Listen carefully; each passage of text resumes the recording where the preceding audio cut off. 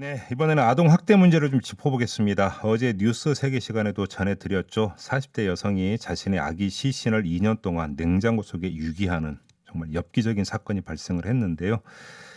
이런 충격적인 사건이 사실은 조금씩 양태는 다르지만 반복이 되고 있습니다. 왜 이런 일이 도대체 반복이 되는지, 근본적인 개선책은 없는 건지, 특히 이번 사건의 경우에서 눈여겨봐야 되는 게 하나가 있는데요. 출생신고도 이루어지지 않았던 이 문제를 어떻게 봐야 되는 건지, 자, 이분 연결해서 함께 이야기 나눠보겠습니다. 민주사회를 위한 변호사 모임 아동인권위원회에서 활동하는 분인데요. 신수경 변호사 전화로 만나봅니다. 나와 계시죠? 예, 안녕하세요. 신수경입니다. 네, 안녕하세요. 일단 출생신고 문제부터 좀 여쭤봤으면 좋겠는데요. 지금 예, 예. 2년 동안 출생신고를 안 했던 거잖아요. 예, 예. 이런 일이 어떻게 있을 수가 있는 걸까요? 우리나라는 가족관계등록법상 이 원칙적으로 출생신고 의무자인 부모가 출생신고를 해야만 이제 공적 등록부에 기재될 수 있는 시스템입니다. 예. 그래서 이 사건처럼 출생신고 의무자인 엄마가 신고를 안 한 이상 출생한지 여부를 공적으로 인지할 수가 없어서 아동들이 이렇게 위험에 처하는 경우가 종종 발생합니다. 그래요? 근데 이런 사례가 좀, 이게 어느 정도가 되는지 추계라도 나온 게 있습니까? 사실 출생신고가 되지 않은 부분이기 때문에 통계로는 확인되기는 어려운데요. 그렇죠.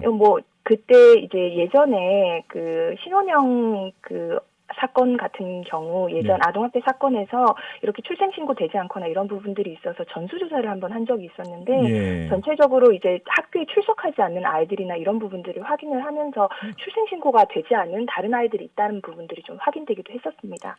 출생신고가 안 되면 지금 서류상으로는 존재하지 않는 아이가 돼버리잖아요. 그러면 이 그렇습니다. 예. 아이가 무슨 일을 당하고 어떻게 되더라도 아무도 모른다는 이야기가 되는 거 아닙니까?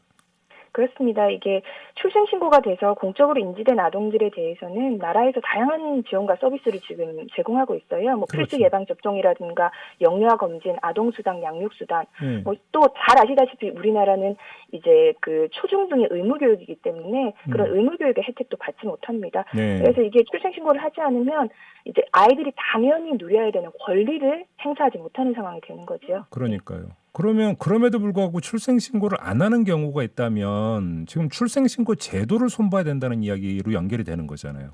그렇습니다.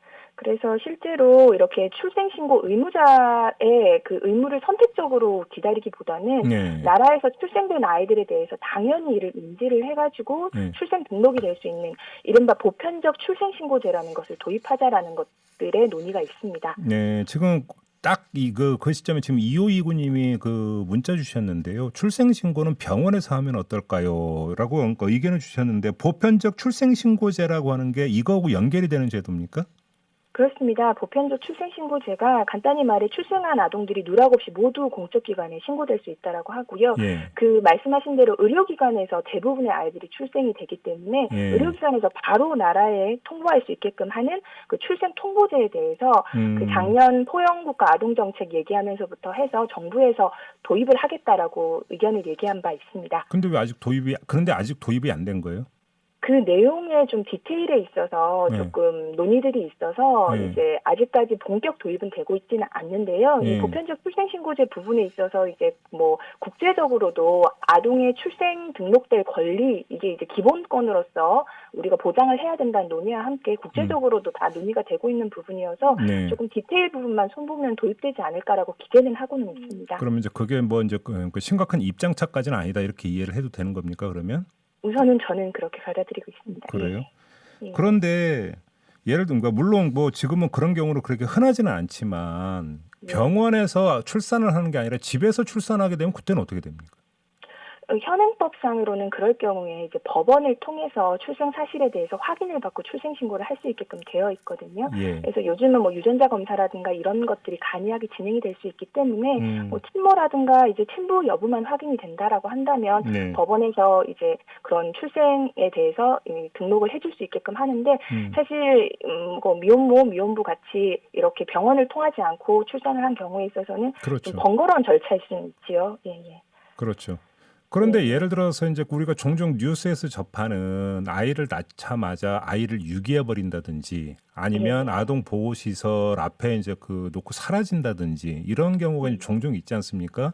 그렇습니다. 결국 이런 경우도 그러니까 출생 신고를 안 하면서 이제 빚어지는 현상 이렇게도 볼 수 있는 거죠. 해석이 가능한 부분이잖아요. 뭐 그렇게 볼 수도 있겠습니다만 이제 저희들이 생각하기로는 어쨌든 대부분의 출산은 의료기관에서 이루어지고 있고요. 네. 뭐 그런 식으로 이제 뭐 유기 같은 부분으로 연결되는 게 원치 않은 출산이기 때문에 그렇지 그렇죠. 않느냐라고 네. 하는 부분들이 있지만 네. 사실 원치 않은 출산의 경우는 최초의 이런 위기 지원 서비스라든가 국가 차원의 배려와 지원을 해줄 수 있다면 유기가 아니라 이제 양육을 할 수 있는 다양한 선택지들도 충분히 저희들이 그렇죠. 제안을 할 수 있기 때문에 예. 그런 위기 지원 서비스에 집중이 돼야 되는 부분이지 이것이 반드시 뭐 출생 등록을 해야 된다 뭐 이렇게 연결을 해야 되는 것은 또 아니라고 보고 있습니다. 1523님이 지금 의견 주셨는데 출생 단계가 아니라 임신 단계부터 신고 및 혜택을 주면 안 되나요? 이런 질문을 주셨네요. 그런 부분들도 좀 필요한 부분이라고 생각을 합니다. 예. 실제로 이제 유엔 아동권리위원회 같은 경우에서도요, 예. 그 소위 말하는 유엔 아동권리위원회라고요, 유엔에서 아동 권리에 대해서 이렇게 의견을 제안하는 위원회가 있는데요. 예. 이런 이제 그런 계획되지 않은 임신에 대한 가족 계획, 출산 건강 서비스 같은 그런 것들을 국가에서 충분히 제공을 함으로써 네. 아동들의 권리를 보장하여야 된다는 권고를 한 바가 있습니다. 네, 그래요.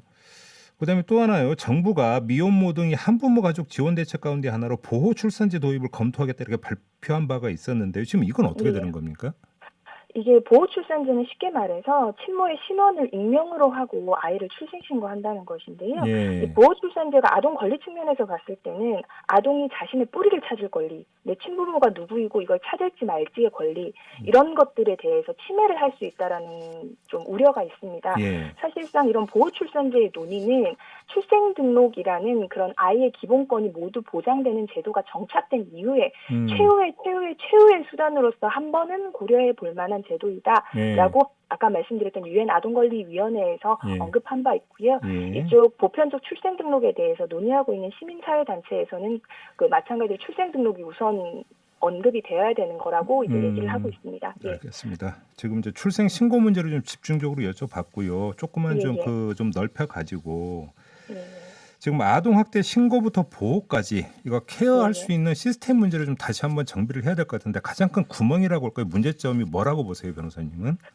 이게 원래 지금 이번 사건 같은 경우에 있어서는 이제 우선 7살짜리 아이 같은 경우에 생존한 아동이요. 지금 출생신고가 되어 있는 상황이면 뭐 영유아 검진이라든가 필수 예방접종, 그 아이가 다니는 보육기관 이런 데 통해서 이미 이런 양육 환경이라든가 그 출생신고되지 않았던 아이 그 동생들의 존재 같은 것들이 확인이 될 수 있을 거라고 생각이 되거든요. 그렇죠. 정부에서 이 아동 행복 지원 시스템이라고 그래서요. 이런 위기 가정에 대해서 선제적으로 스크리닝을 할 수 있는 그런 예방적인 시스템을 수년 전부터 돌리고 있고요.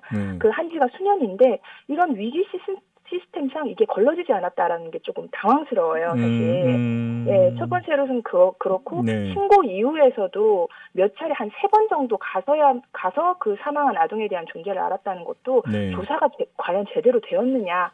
라는 그런 의구심도 들고요. 뭐 마찬가지로 다시 또 출생신고 얘기가 나오는데 출생신고가 왜 되지 않았을까 이 부분에 대한 그 최초 그 모친에 대한 지원이라든가 이런 부분들도 좀 아쉬운 부분들이 있습니다. 아이고, 그러면 전부 다 손봐야 된다는 얘기잖아요, 결국은. 뭐 차근차근 현재 있는 시스템들을 좀 디테일을 살려서 구현을 하면 괜찮은 부분들은 있다라고 생각해요. 아예 손대지 않았던 부분들은 없거든요. 아까 말씀드렸다시피 예방적인 측면, 실제 조사적인 측면, 그리고 출생신고 측면도 하나씩은 건드려 놓은 상황입니다. 지금 그 변호사님께서 중요한 점을 지적을 해주셨는데 7살 아이 같은 경우는 지금 보도에 따르면 7살 아이는 출생신고가 됐던 걸로 지금 보도가 되고 있는데 그렇죠.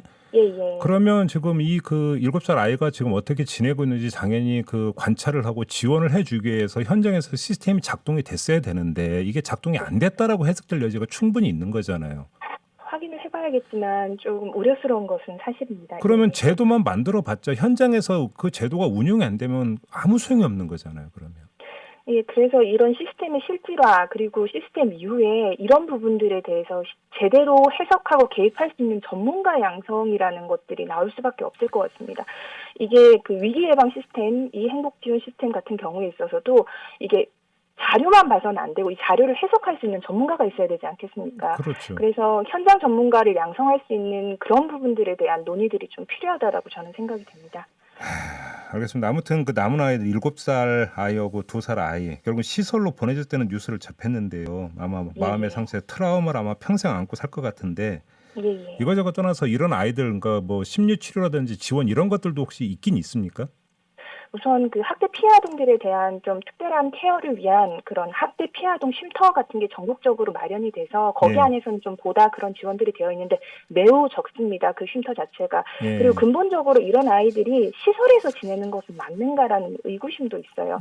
왜냐하면 아이들은 원래 가정에서 자라는 게 원칙적인 모습이고 가정이 아니라면 가정과 가장 유사한 환경에서 커야 되는데 시설은 가정이 아니잖아요. 그렇죠. 그래서 이런 가정과 유사한 뭐 가정 위탁이 됐든 입양이 됐든 이런 시스템들에 대한 지원들 예. 그런 것들의 논의가 필요하고 추가적으로 학대 트라우마 치료를 위한 그런 비용적인 지원 이런 것들도 절실합니다. 손볼 게 한두 가지가 아니군요. 알겠습니다. 네. 좀 답답하네요. 말씀 듣다 보니까. 네, 네, 오늘 네. 말씀 여기까지 드릴게요. 고맙습니다. 예, 감사합니다. 네, 신수경 변호사였습니다.